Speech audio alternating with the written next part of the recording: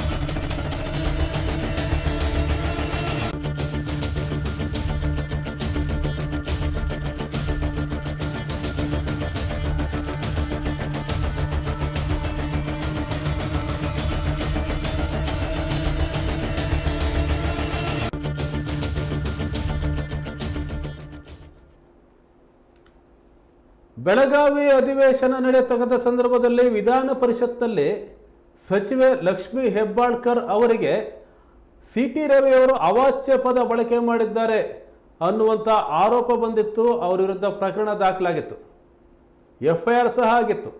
ಆ ಸಂದರ್ಭದಲ್ಲಿ ಸಿ.ಟಿ. ರವಿ ಅವರನ್ನು ಪೊಲೀಸರು ಬಂಧಿಸಿದ ಸಂದರ್ಭದಲ್ಲಿ ನಡೆದುಕೊಂಡ ರೀತಿಯ ಬಗ್ಗೆ ರಾಜ್ಯಪಾಲ ತಾವರ್ ಚಂದ್ ಗೆಹ್ಲೋಟ್ ಅವರು ಮುಖ್ಯಮಂತ್ರಿ ಸಿದ್ದರಾಮಯ್ಯ ಅವರಿಗೆ ಪತ್ರ ಬರೆದಿದ್ದಾರೆ.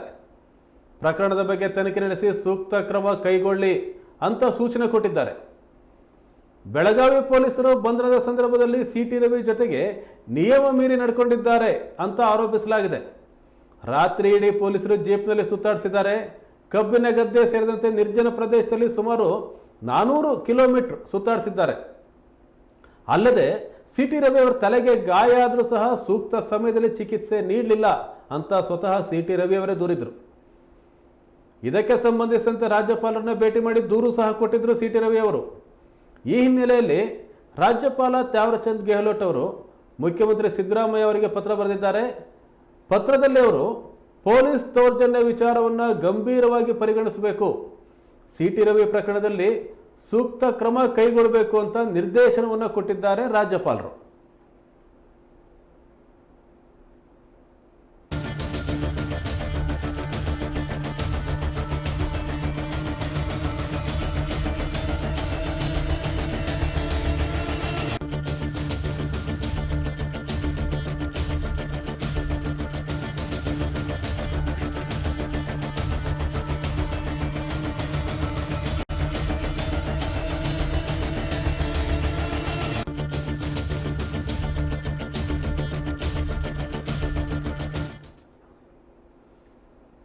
ಸಿ.ಟಿ. ರವಿ ಅವರ ವಿಚಾರದಲ್ಲಿ ರಾಜ್ಯಪಾಲರು ಈಗ ಮಧ್ಯಪ್ರವೇಶ ಮಾಡಿದ್ದಾರೆ.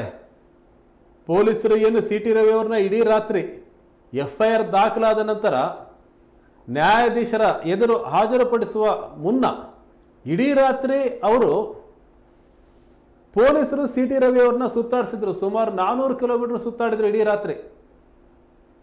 ಸಿ.ಟಿ. ರವಿ ಅವರು ಆರೋಪ ಮಾಡಿರೋದೇನೆಂದರೆ, ನನಗೆ ಚಿಕಿತ್ಸೆಯನ್ನು ಸಹ ಕೊಡಲಿಲ್ಲ, ತಲೆಗೆ ಗಾಯ ಆಗಿತ್ತು ಅಂತ ರಾಜ್ಯಪಾಲರ ಬಳಿ ಹೋಗಿ ದೂರನ್ನು ಕೊಟ್ಟಿದ್ರು ಸಿ.ಟಿ. ರವಿ ಅವರು. ಈಗ ರಾಜ್ಯಪಾಲರೇ ಮುಖ್ಯಮಂತ್ರಿಯವರಿಗೆ ಪತ್ರ ಬರೆದಿದ್ದಾರೆ, ಪೊಲೀಸ್ ದೌರ್ಜನ್ಯ ವಿಚಾರವನ್ನು ಗಂಭೀರವಾಗಿ ಪರಿಗಣಿಸಿ, ನೀವು ಒಬ್ಬ ಶಾಸಕ ಅವರ ಹತ್ರ ಈ ರೀತಿ ವರ್ತಿಸಿದ್ದಾರೆ ಅಂತಂದರೆ ಏನಿದು ಅನ್ನುವ ಅರ್ಥದಲ್ಲಿ ಒಂದು ಪತ್ರವನ್ನು ಬರೆದಿದ್ದಾರೆ. ಇದರ ಬಗ್ಗೆ ಸೂಕ್ತ ಕ್ರಮ ಕೈಗೊಳ್ಳಿ ಅಂತ ನಿರ್ದೇಶನವನ್ನು ಸಹ ಕೊಟ್ಟಿದ್ದಾರೆ.